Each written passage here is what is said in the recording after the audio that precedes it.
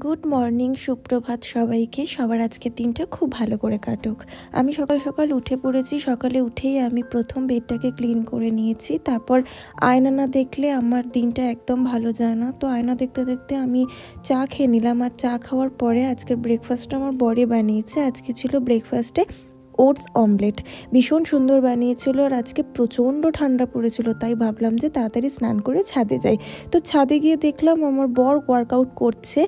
তো ও ফার্স্টে বুঝতে পারিনি, কিন্তু আমি লুকিয়েই ভিডিও করছিলাম। তো তারপর লাঞ্চ করে একটু ঘুমিয়ে পড়েছিলাম।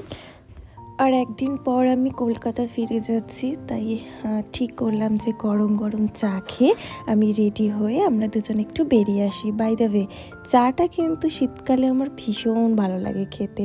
এই যে দেখতে পাচ্ছ সিঁড়ির কাছে আমার মুখটা এরকম, আমি পিছন দিকে পড়ে যাচ্ছিলাম। যাই হোক, তো বেরিয়ে পড়েছি। বেরিয়ে পড়েই কাকুর মোমোর দোকানে চলে এসেছি। গরম গরম মোমোটা জাস্ট ওয়াও ছিল। তারপরে বাড়ি ফেরার সময় বাদাম এনেছি। তো আমরা বাদাম খাই, তোমরা চ্যানেলটাকে সাবস্ক্রাইব করে দাও।